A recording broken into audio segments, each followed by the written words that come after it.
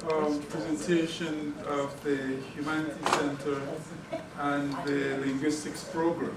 And I wish to acknowledge the director of the Linguistics Program, Professor Liliana Kabagak, who is with us, and a number of my colleagues from the Linguistics Program are here. I am Walter Edwards, and as you see on the flyer that was distributed, I do work in linguistics and sociolinguistics. I do research in Creole languages and American dialects, particularly African American vernacular English. But this talk today is not about the work I do, but it is about the celebration of Creole, International Creole Day, which is on the 28th of October, and principally about an amazing document that was signed on January 14th of this year in Jamaica, called the Charter on Language Policy and Language Rights in the Creole-speaking Caribbean. And I will mention some sociolinguistic implications. Now, you have a handout, and that is principally because I want you to collaborate with me in this presentation, because we move very fast. I've got 39 slides to show, and obviously I can't linger on them. So you have that to be able to follow as I whip through at least the first set of slides, and then I linger on the later slides. So here we go.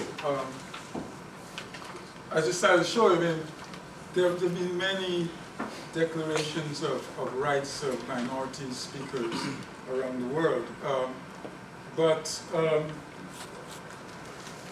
often these charters are just on paper, and the rights of speakers of minority languages are not as well protected as they could be. And so, consequently, speakers of Caribbean Creoles and indigenous languages live in societies where their native languages are not accorded the level of respect that they deserve. So what is the solution to that? I mean, one thing could be write another charter, and so that was done on January 11th. But a former student of mine, Robert Devonish, I'm very proud of that young man. He is the director of something called the Center for Caribbean Languages Research. Decided to do something different. In addition to getting together linguists, he got together, or he invited, and many of them came, ministers of education, chancellors of universities, we call them vice chancellors and we call them presidents, prominent linguists from around the world, and also members of the government responsible for education, and put them together in one meeting, both to consider this charter, and we had been working on the charter before that. I was part of a working group on the cultural aspect of the charter, and we did that remotely. We get them together there to make final decisions on the charter, but also to commit themselves to a number of actions, so that this will be a top-down approach to the problem of securing language rights. For many, many years, there was sort of a bottom-up approach. Linguists working at the grassroots, cultural people working to secure the rights of minorities. So this is an effort to have an additional dimension. But before we can talk about language rights, I thought I ought to introduce you a little bit to the language we're talking about. As you'll see from the next few slides, Creole languages are spread throughout the world, principally in the equatorial belt near to oceans. 60 million people speak Creoles around the world. There are about 40 Creole languages in the Caribbean. Hancock counts 133 Creole languages around the world. If you put together Pidgins and Creoles together, there are over 300 of those languages. And they are generally found in places where Europeans traded and interacted with native inhabitants. And there's a field of linguistics called contact linguistics that studies this area.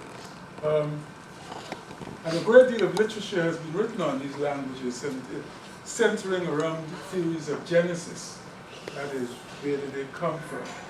These include evolution from a widespread lingua franca, sapir, that was used in the Mediterranean, evolution from pidgin languages. Pidgin languages were sort of skeletal languages that were spoken between people who spoke mutually unintelligible languages but needed to communicate for limited trade reasons. And then there were monogenetic theory. The Sabir theory is a monogenetic theory coming from one language. Polygenetic theories, which hold that Pidgins and Creoles developed independently from specific places based on the mix of languages that are spoken there. And also there were universalist theories about Pidgins and Creoles, particularly Creoles, emanating from something called, from the universal principles that are inherent in languages as a result of their cognitive capacities. One particular theory, the bioprogram hypothesis, proposed by Derek Bickerton, became very popular outside of linguistic circles, never became very popular within linguistic circles. So I've given you on this handout a bibliography of some of the major texts written about Pidgins and Creoles, so that you can get so that if you're interested in pursuing, you can do that. Here is a slide which shows you where Pidgins and Creoles, some of the major or frequently cited Pidgins and Creoles. There's even called some languages called mixed languages. Mischief is one spoken in South America. Here are some of the frequently cited Caribbean Creoles. You notice that Gullah, which is Gullah Islands just out of South Carolina, is regarded as a Creole language, and African American Vernacular English is considered by many linguists, including this one, to be strongly related to Creoles. And if you want to pick a fight among Creolists, decide to join one or other of the camps, the sort of Creolist camp or the Anglicist camp, about that. And this slide shows shows the official languages and the Creole languages that are found in the Caribbean. Slide. So, I wanted to think that Guyanese Creole, for example, is an English lexicon Creole, as one of the previous slides pointed out that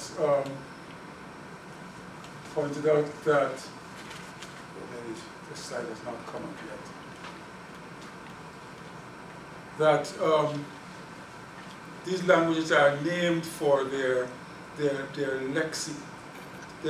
lexifiers, so that Guyanese Creole is considered an English lexicon language, which means that the vocabulary items are drawn mainly from English, but that beyond that, the linguistic properties are from other languages, including African languages and Hindi. So I want you to listen to this little bit and tell me if you understand it. Yes. That's good. She got all that. She does sing about all about it. Me not know it. Then long time when you get old, now you not remember. But when you know you must sing and long time. I know my father was an Indian man, so I've been going much to school.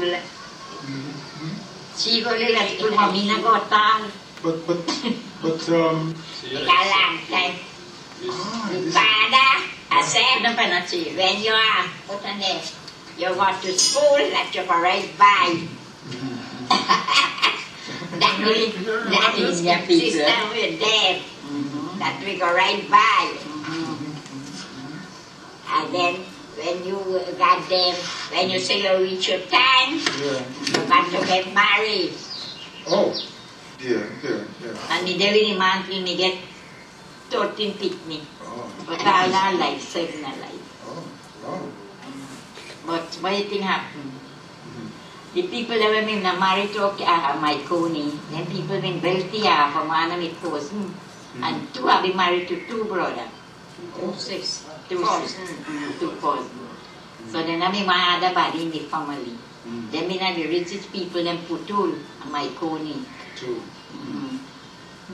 Yes, all of them dead out until back, where you go say. I've been in New York by, I've been walking thing all about me and away.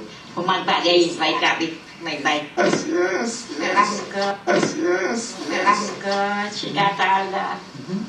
Yes. That's good. She got all that. Go to the next page. She does sing about all about it. Me not know it. Then long time when you get old, now you not remember. But when you know you must sing and long time. Okay. What did she say? She married 2 brothers, cousins or whatever, and she talked about school. But What was she talking about? Those 2 brothers she married. She married 2 brothers, right? Father was Indian, she went to school. Pardon? Her father was an Indian man, Her father was an Indian And man, then her rich schooling, people. and then she got married. and then she got married. Okay. So some of you picked up some of it. What island are you on? Which country? This is in Guyana. This was in January of this year. The person mumbling at the back there was me. Yeah. Not mumbling, encouraged. Yes. This was in January of this year. They were all in their 70s and sitting around. They had those instruments because I study something called Guyana chutney, which is a mixture of Hindi and Creole. It's part of my work on popular culture. So they were about to play for me, but so we didn't pick that up. Now, what was she saying? Pardon? What was she saying? Well, she was saying exactly that she and her sisters were married off to brothers and in my Coney.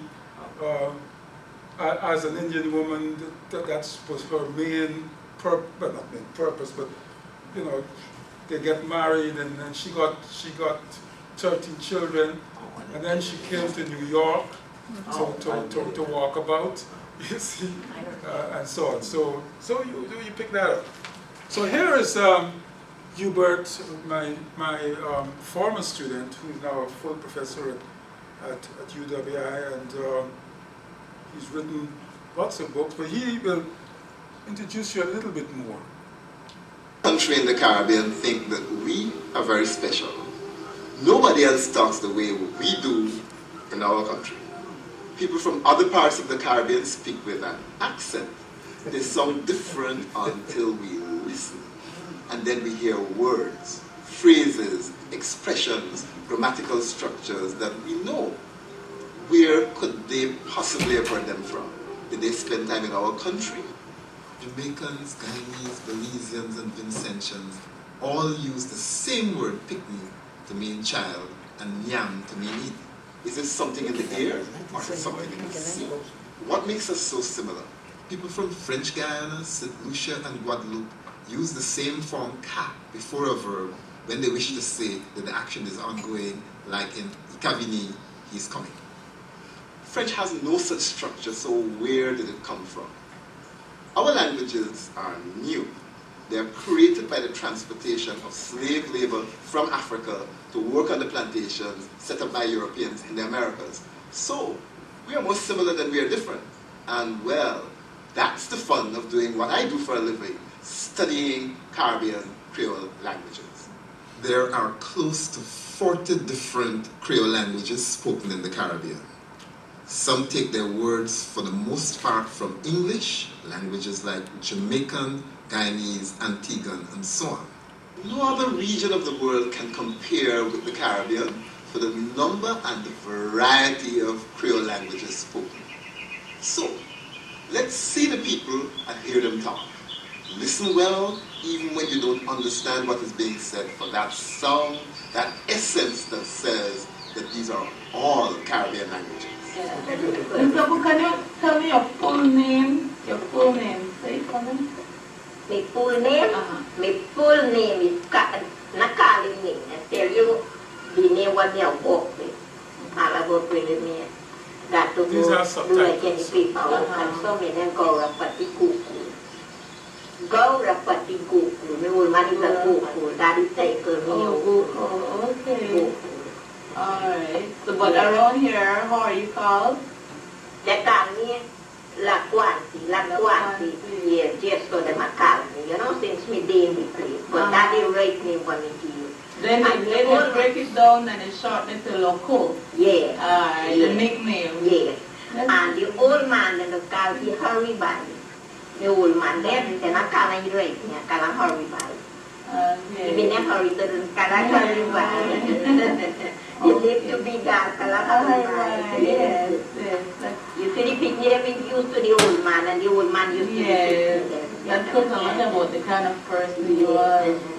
Can I touch your arm? I noticed they have a pretty thing here. Yes. You see, when I be married, I be mother-in-law belongs to India. So they say you don't got to take this thing on your hand. So everybody No, has that? nobody. Okay. Okay. Who mother-in-law, father-in-law, one, then second, and my second. Oh, and your mother-in-law and Yes, your me father-in-law, mother-in-law, you yes, wanted and that. yes, they And you've had it since then? Not since I'm married. Pretty. Yes. You see? Yes, and yes, so. It's real pretty. So what does it mean? Do you know? What does it mean? Does it This symbolize means, something? like, you see them people die. You know how India people stand and say, like one Haitian people, then they just put them, you get this, so you hand them and copy. All right. So you saw that was another example of Guyanese Creole, and that was subtitled. So, and remember in that conversation, what you had was the interviewer speaking what might be called an acrolectal version. And so, in spite of what you would expect to be linguistic accommodation, you saw the properties of Guyanese Creole. And you can imagine if this was among her siblings and her people, how much less, how much more conservative it will be. So this is some what I call some sociolinguistic characteristics of the languages. I spoke about the fact that their vocabularies are drawn from European languages. And broadly speaking, most Creoles exhibit sort of European-based words. So you have the notion of the superstrate, something which sits at the top, whereas the substrate influences are from African languages and from their own creations. There are lots of theories about how these languages are constructed, but I think most people agree that the vocabulary items just comprise a very superficial aspect of these languages, and that their substrate influences are enormous. Their substrate influences include African languages, Hindi languages, and the Indian languages, and their own bio-program capabilities. And of course, among some of the sociolinguistic issues are things like diglossia in places like Haiti and maybe even Curacao, although in Curacao, Papiamento has become such an important language that the notion of a higher language and a lower language is becoming a little fuzzy there. But and then you have the notion of the Creole continuum. The idea that in places like Guyana, where there is the official language English, and then the vernacular language Guyanese Creole, or as we call it, Creolese, and so the official language as spoken by, say, what I'm speaking now might be called Acolecto Guyanese English. And then at the very other end of the continuum would be conservative Guyanese Creole, and so that is called the Basielect. And in between, you have what is called the Mesolect. Here's an example of what I'm talking about. So you can go from Matalam, number 9, Matalam. If you didn't know that, and you can go to Mateli, Ateli, I tell him, I tell him, I told him, I told him, and then I told him. So number 1 being the Acollect, and number 9. So in between, now you can actually claim that number 1 is the Acollect, maybe number 1 and number 2. And number 9 is the Basielect, but you can get an argument from many people as to where the Mesolect begins and where it ends, you see. So those are some of the issues that we deal with in Creole linguistics. And so you have complex communicative competences among members. And so these speech communities include multilingual, multidialectal competencies, and rich code switching norms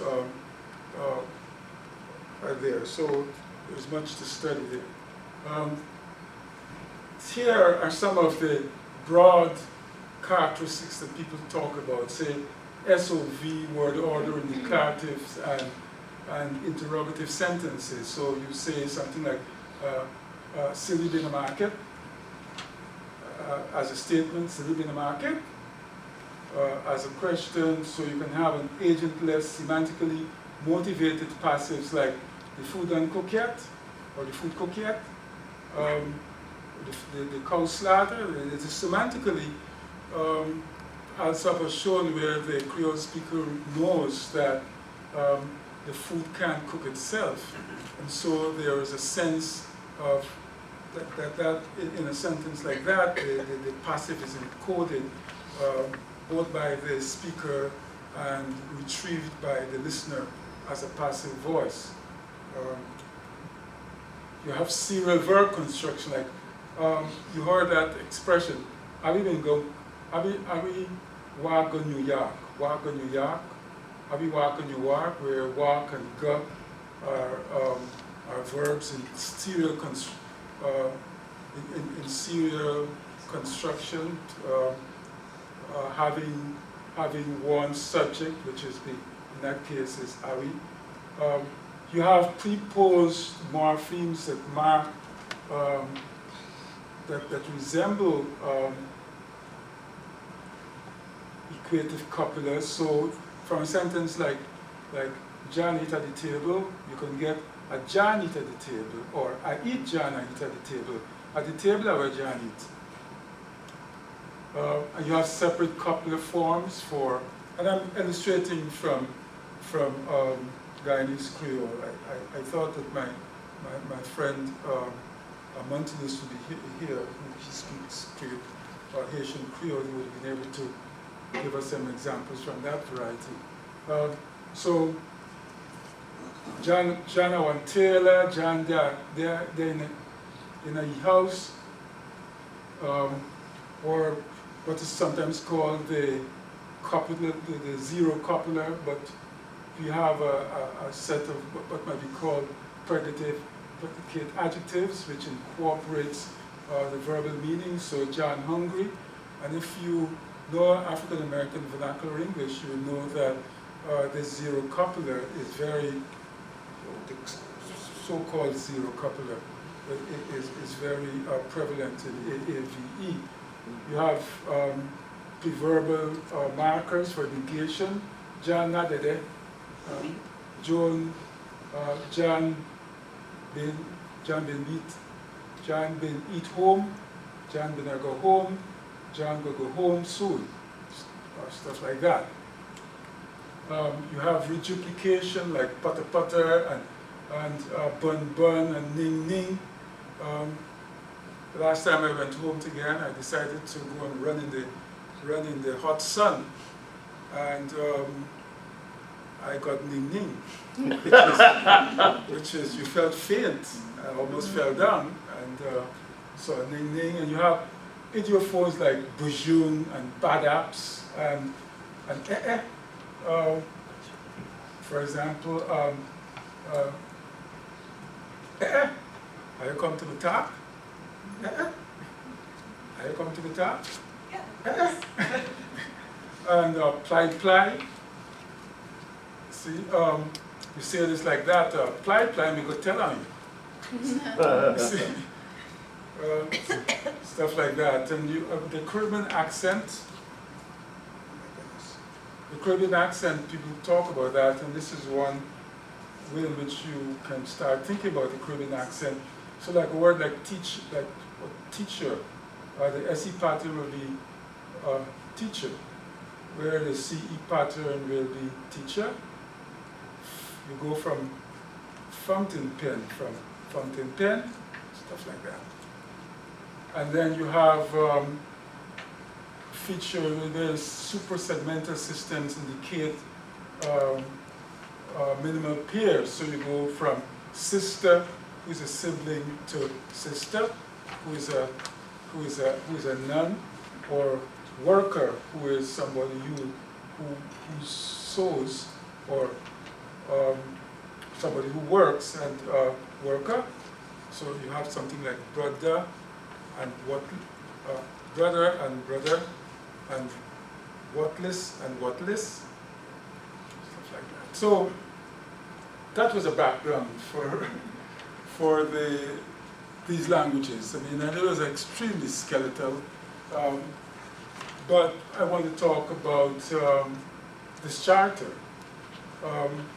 And you have some copies of the charter, and when I sent around the flyer, I attached the charter, and you know that if we were to go through the charter article by article, we'll be here forever. I think it's over 59 articles. But here is a summary there. And here are some concepts which are inherent in the charter, that Creoles, indigenous languages, and European languages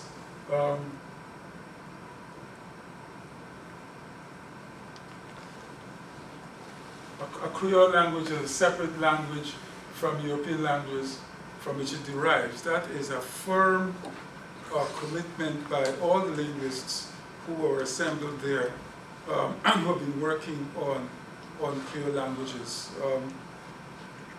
It's difficult to convince the ordinary folk who use these Caribbean languages that they are separate languages.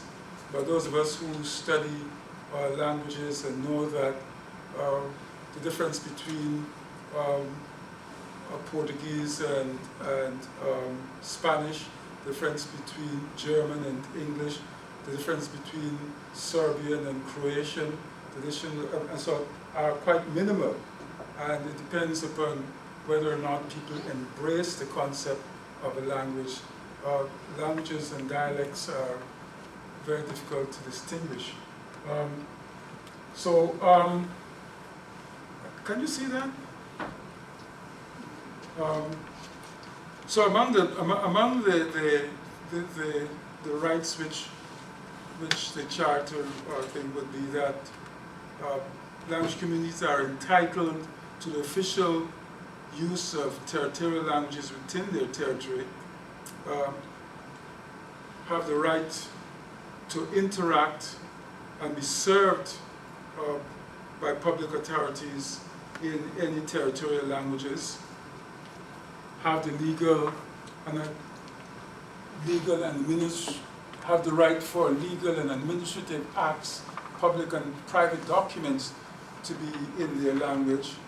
Everyone has a right to be tried in the language which he understands. Everyone has a right to use any territorial language with full legal validity in economic transitions of all types. In education, education is helped to maintain and develop the languages spoken by the language communities of the territory where it is provided.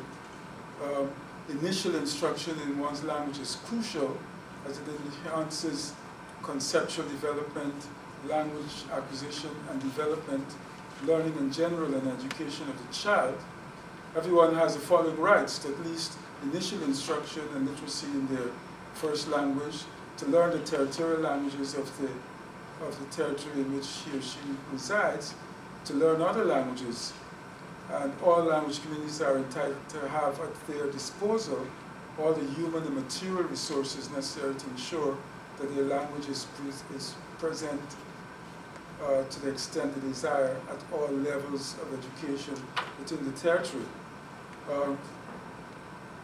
All members of a language community have the right to the quality education.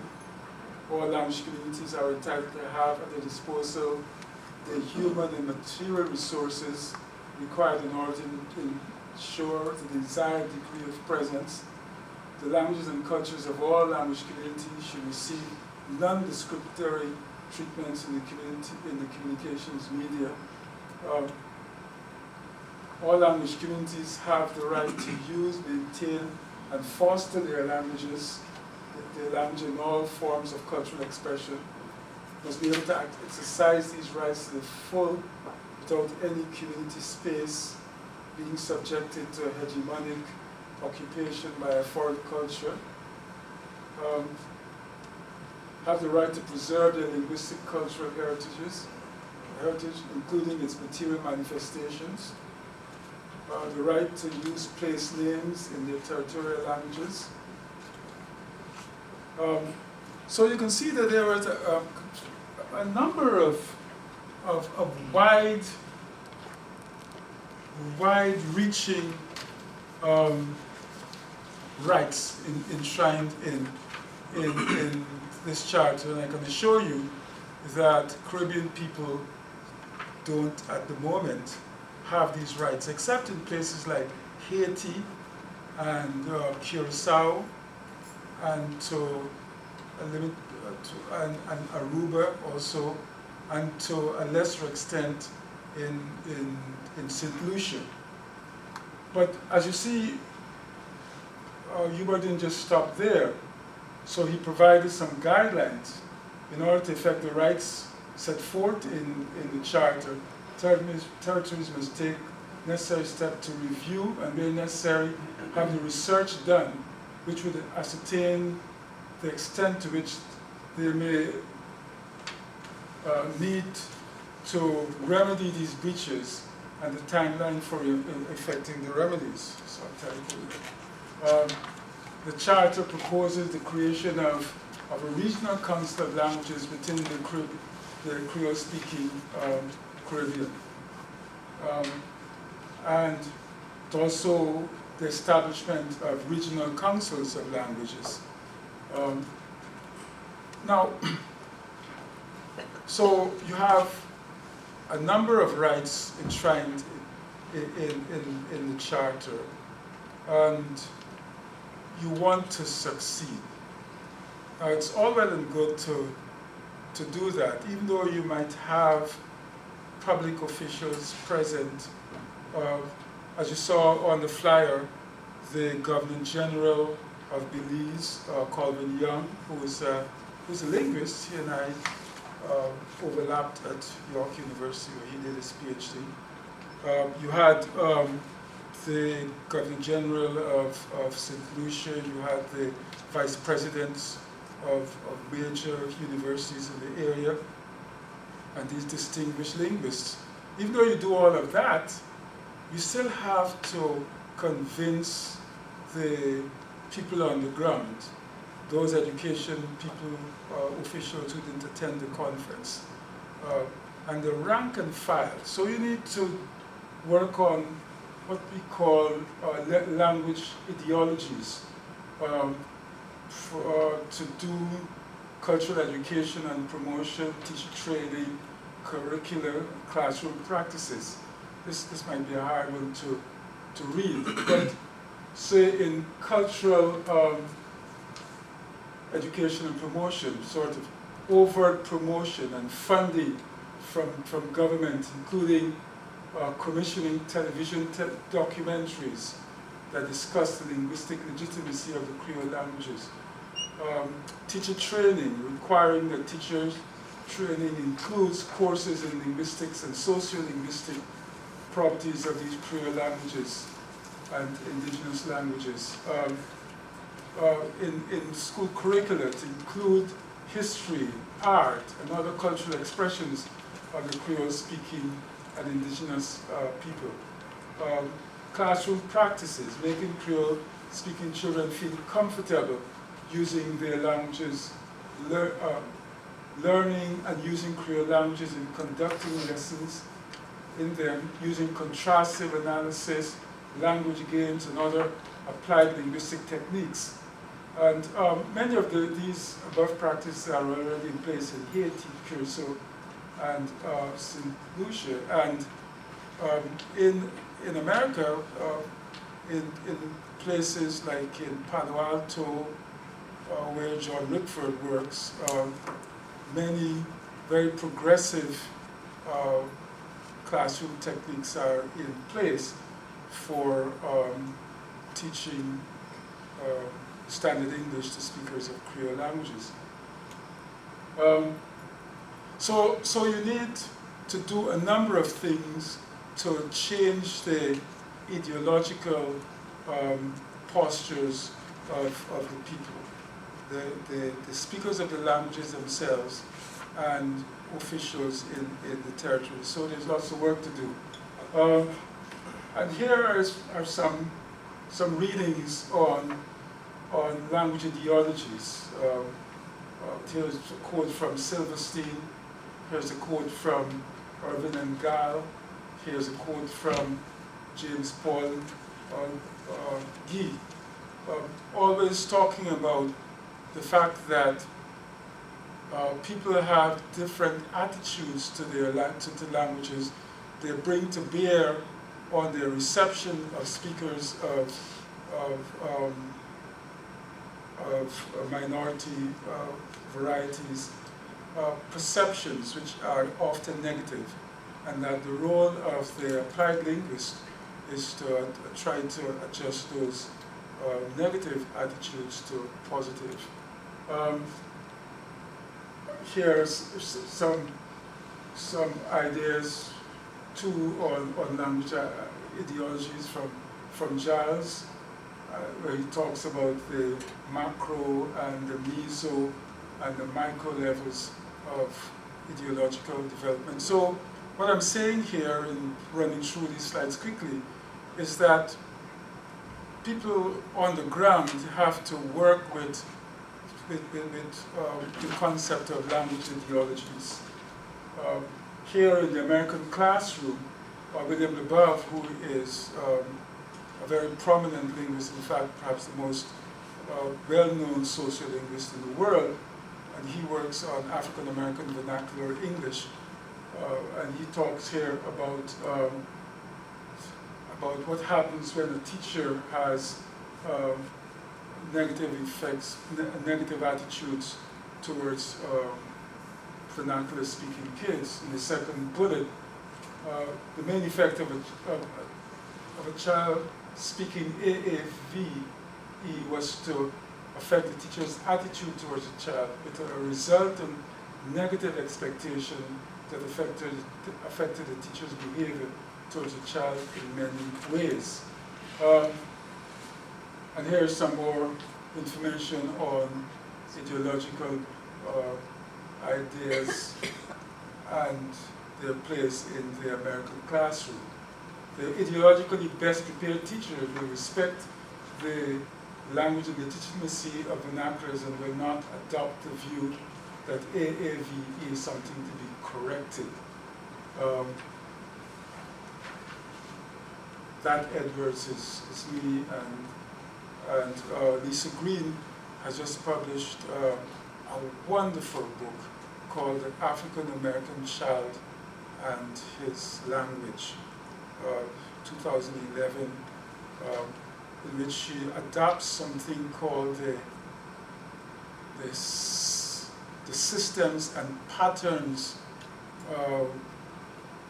of framework for understanding the way in which unique linguistic characteristics of AAVE blend with what one considers standard English characteristics to be part of AAVE. It's an absolutely wonderful book. So here, teachers must have an understanding of the various dialects used by their students. And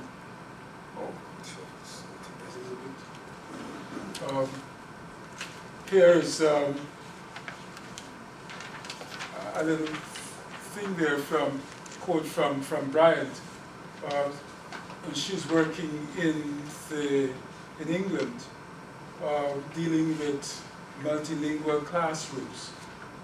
The ideological background of a student plays a significant role in the acquisition process and in the level of proficiency that the student attains in academic English. And here she talks about two groups of students, the Jamaican student and the Ghanaian student. And the Ghanaian student, the three speaking Ghanaian students in her class had, through their educational experiences in Ghana, developed a sense of language equality between their native tongue and English. Thus they thought that their native English was acceptable, whereas the Jamaican students considered their dialect to be bad English and actually hyper-corrected. So, by way of concluding and leaving some time for questions, I'm saying here that although the drafters and signatories of the Charter are committed to its success, we are all aware of the mighty challenges ahead. It will be difficult to change the negative attitudes generally held towards the Creoles, even in progressive countries like Jamaica, Haiti, and Curacao, and getting governments to commit scarce resources to language planning initiatives will be a hard sell. Since 1/14/11, the date of the signing of the Charter, a number of territorial councils have been set up. The Jamaican government in April of this year passed an amendment to the country's Bill of Rights to include freedom from discrimination, but did not specifically include freedom from language discrimination, which was what our group was pushing for. And so, cheeky person that Hubert is, he invited the government and opposition politicians to come to the Center's Creole Day celebration on October 28th to get a Jamaican Creole translation of Article 3 of the Charter. So he's going to translate it into Jamaican Creole in the hope that they will understand better. And I know that local councils have been set up in Barbados, Curacao, and Guadeloupe. I didn't get a very strong sense that the government of Guyana has bought into it yet, but I know that the Vice Chancellor of the University of Guyana, Lawrence Carson, who is a notable linguist, who is a signatory to the Charter, will do his best to promote the Charter in Guyana. And I believe that the success of individual Caribbean countries in implementing the Charter will have positive effects on other Caribbean countries. So that I want to thank you for coming, thank Nikita, I don't know if she's still here, for putting the PowerPoint together, and Jennifer for installing the slides that have videos, including this one.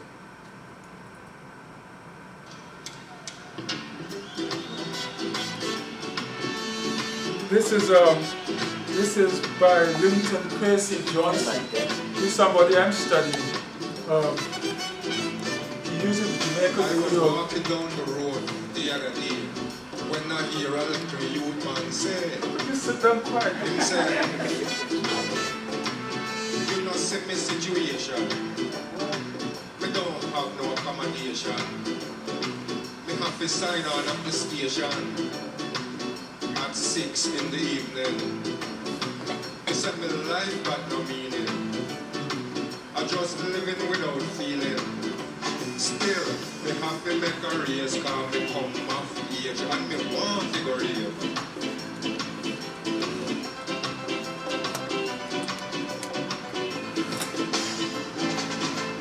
I was walking down the road another day when I hear another youth man say, him said, Okay, thank you all.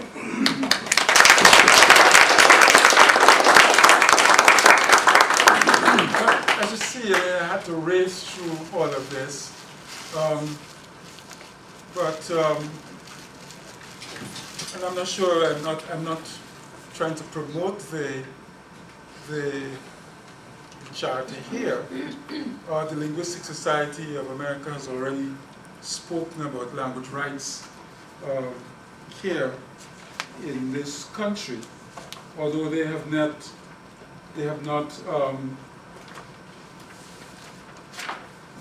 come out with as much firepower as you find in this charter. In 1996, the Linguistic Society of America passed a resolution declaring that people have the following linguistic rights: to be allowed to express themselves publicly or privately in the language of their choice, to maintain their native language, and should they so desire, to pass it on to their children when their facility in English is inadequate, to be provided a qualified interpreter in any proceedings in which the government endeavors to deprive them of life, liberty, and property. Moreover, where there is substantial linguistic minorities in a community, interpretation should be provided.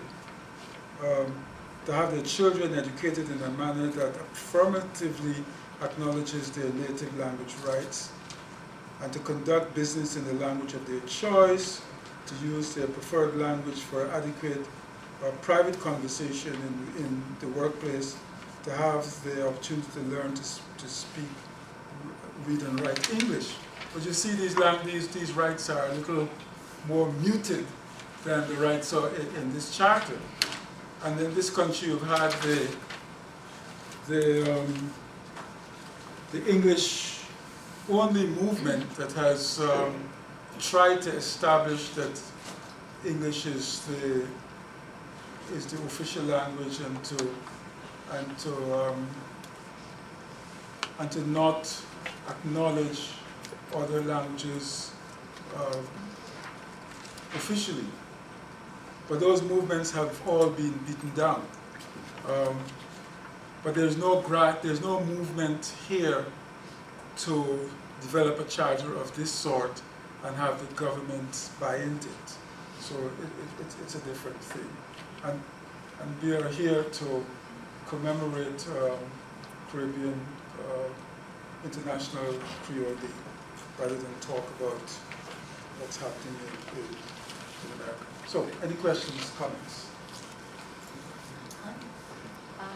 I don't do any work with respect to linguistics, but I do work on citizenship, and I wondered the extent to which you might have connected your work to the work of Wilkin Licca and others who do work on multiculturalism and advocate for nations to adopt multicultural policies that, among other things, protect minority languages. It just seems like it would offer such a nice framework for the work that you're Right. offering. I mean, that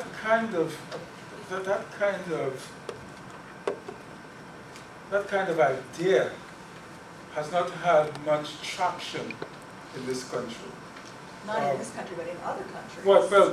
Well, as you see, in the Caribbean, it is the people who do cultural work, the people who do linguistics, are very much in favor of according to speakers of minority languages full rights. I mean, and Haiti is a good example. I mean, Haitian Creole has become an official language.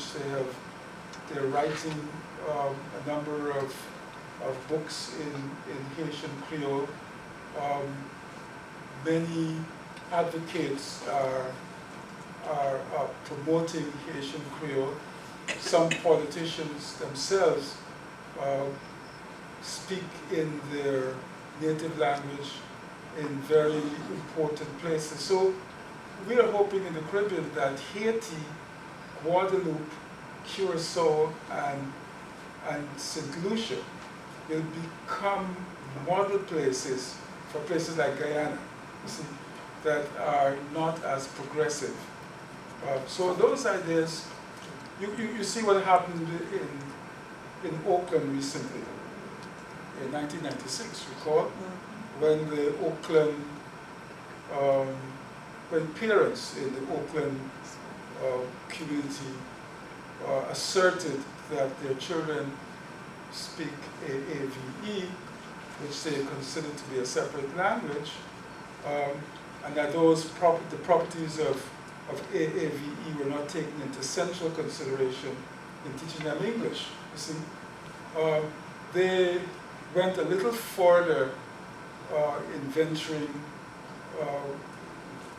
out to sea than the parents in Ann Arbor in 1979. If you were old enough, you might remember that in 1979, the parents of kids in the Ann Arbor School District sued their district for not educating their children properly because the teachers were not taking the linguistic properties of African American vernacular English into central consideration. And they won the case because Judge Joyner made the teachers go and learn the linguistic properties of African American vernacular English as a way of preparing themselves to teach in the Ann Arbor School District. Whether or not that happened, I'm not sure. But at least that was an official victory. Not so in Oakland. They had to back away from it. So, yeah. I think what you were just talking about ties back to a point that you were mentioning earlier that I thought was really interesting is the idea that not everywhere, so in some places, like in Haiti, as you mentioned, that there's a strong recognition of the fact that Haitian Creole is a separate language. But in other places, like in the Guyanese example that you gave, the people seem not to recognize the differences or give much credence to the idea that the version of the language, the dialect that they speak is different from other forms of English or whatever. So I wondered, I'm always curious about what do linguists want to do with those situations then? So in order to apply this kind of charter of rights, it seems that it has to be recognized that these are separate languages. Right. So But are you trying to that's force what I was talking about, language ideologies and education. Right. Unless people in the Ministry of Education, say in Guyana, take seriously what linguists tell them. There used to be at one point a very strong linguistics department there, but John Rickford was there, and Lynn Robertson was there, Derek Dickerton was there, I was there, George Kay was there at one point. And there was a great, I had a radio program over the Radio Demerara in which I promoted both Guyanese Creole and Amerindian languages. I was at the time working on Amerindian languages too. And there was a movement. We wrote a number of pamphlets for distribution in schools. And there was that movement towards the changing in the ideology, but since then, various things have happened, and we're not at that spot yet. We're not at that spot. In Trinidad, where Lawrence Carrington, who's now the Vice Chancellor of University of Guyana, he was there, and there is much more progress in that. But it's lagging. That's why this very radical approach was taken, that you bring in one spot the heads of government, the leaders of education, and have them commit themselves in writing to doing these things to change perceptions. Because, I mean, slavery was in the Caribbean too. And people grew up thinking that Creolese is a slave language. When my grandmother learned that I was going to go to England to do a PhD and was doing Creole studies, she almost disinherited me. Because, I mean, for her, I mean, she's boasting to her friends that her grandson is going away to York to do a PhD, and then to learn that she's doing Creole. That's the attitude. To change that is going to take a lot of work, and we've been battling from the grassroots. So this approach, a sort of a top-down, trying to get the government to buy into it and so on. But you see, to what extent it's struggling, because of all the places you expect to amend their constitution right away, is Jamaica. This conference was held there. The governor, the prime minister gave his blessing. Hubert Center is funded with Jamaican money, but yet they amended the constitution to secure the rights against discrimination, but they left the word very broad and not the language discrimination. I wonder how much when the charter was being developed, you looked at the European charter as a whole. It's not Creoles, but it's Yes. minority languages Right. like Roma and Yiddish. Yes, indeed. I mean, in fact, in the preamble, in the preamble, with all those whereases and whereases, we acknowledge that there have been lots of charters. I'm not sure if that particular one was mentioned, but we wanted to make sure that people didn't think that we were doing something unique. No. There have been charters and charters all over the place. But the approach, the uniqueness of this particular approach was to not only to write a charter, but to have these stakeholders, these people in authority in governments to buy into it. Well, that's what happened in Europe. It Right. came out of the Union, Mhm. but I don't think it's made much difference. Certainly not for Yiddish, which is the Right, one right. I keep track of. But there are very clear statements on the rights of minority, speakers of minority languages, teaching of minority languages.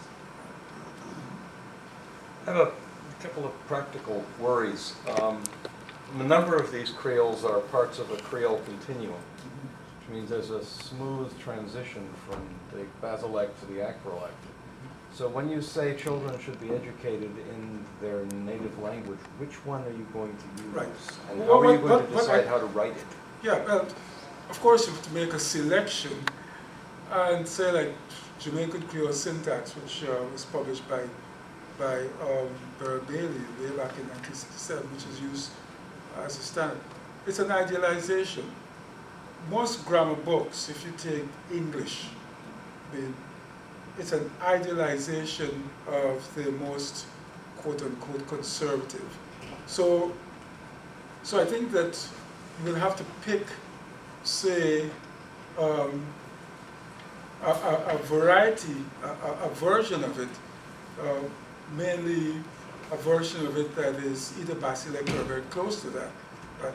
With the understanding that style shifting or code switching, depending upon which theory you want to, or which term you want to use, is going to be a part of the linguistic repertoire, part of the acculturative process, right?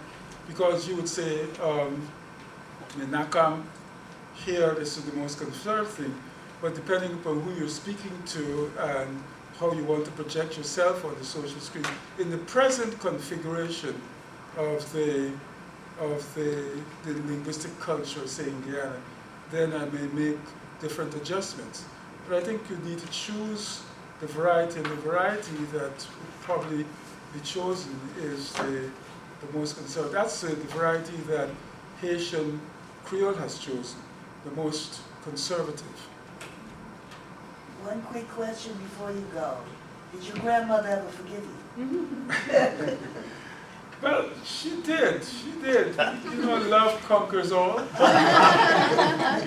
Love conquers all. When I came back with because I came from extremely humble circumstances.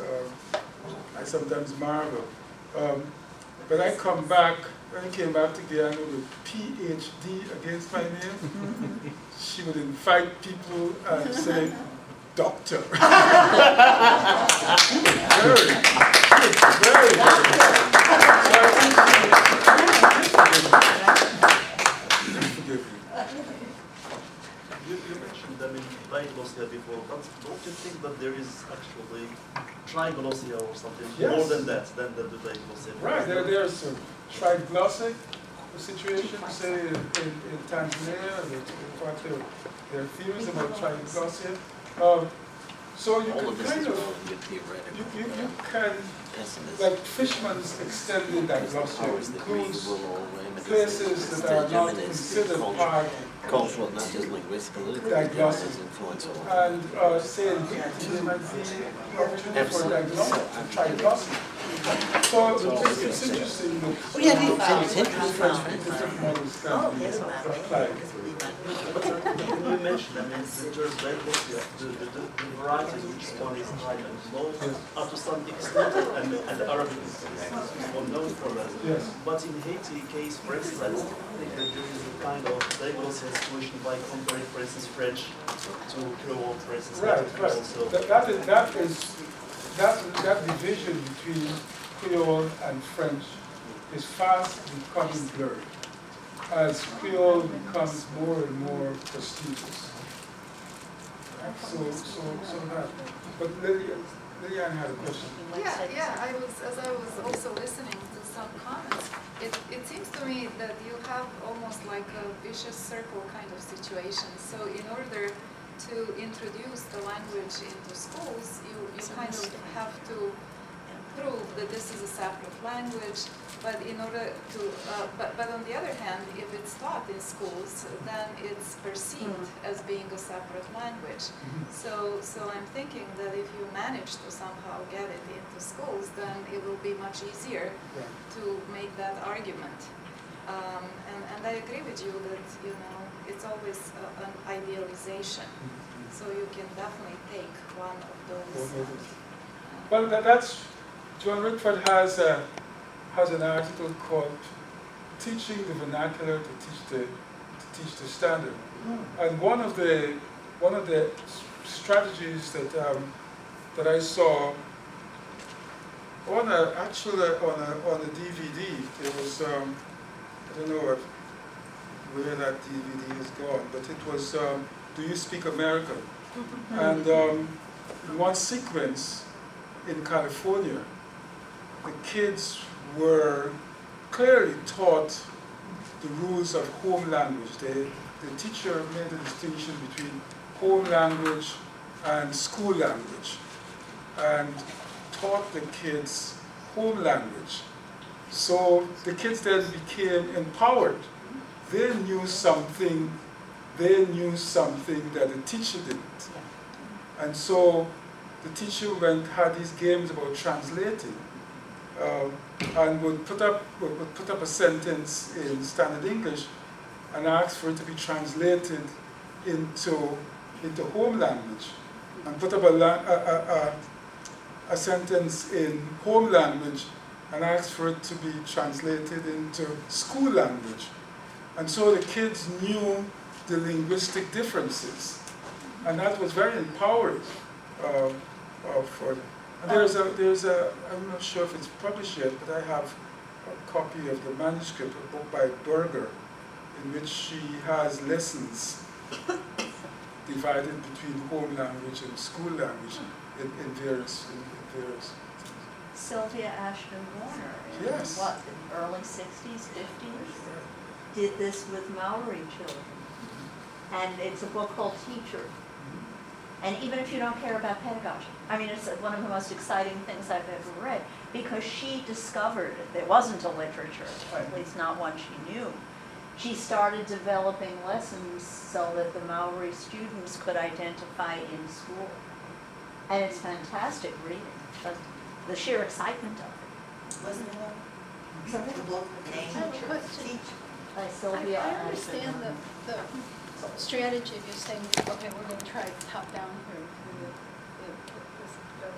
for the charter, but then it relies very heavily on schools and education. And I think it's a fair generalization to say that schools are pretty conservative linguistically.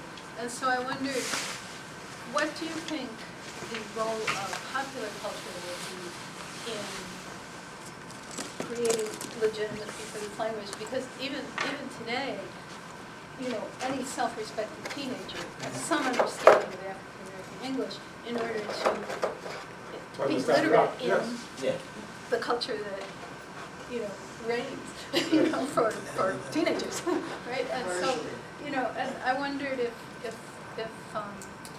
well, you study popular culture. I mean, what's your feeling about the influence of popular culture in terms of the goals of the charter? Very, very important.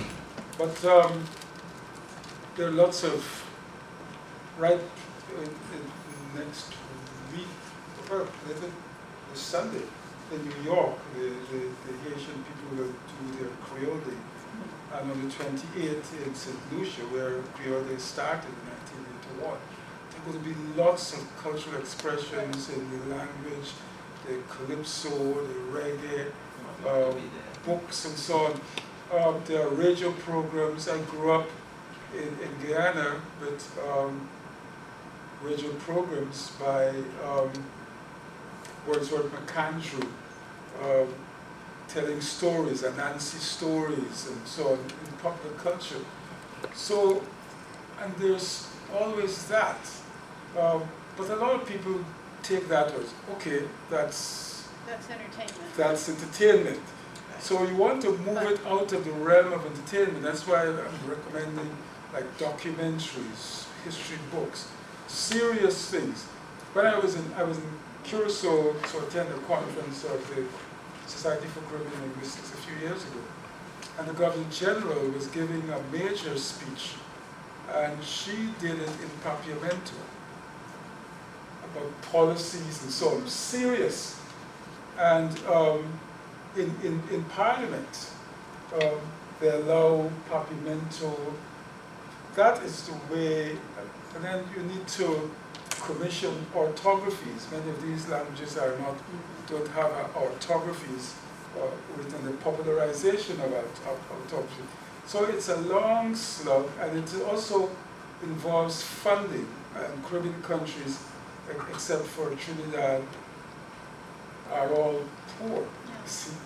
And governments are loath to use scarce resources for that. So to convince a government that the identity of the people, the pride that people have in themselves, which is expressed through their language, is an important investment, is going to be difficult. So it's a battle that has been joined, and I hope you will support it wherever you have the opportunity. And if nothing else, the minority languages that are spoken in this country, you would take steps to ensure that their speakers have their rights. Thank you. Thank you.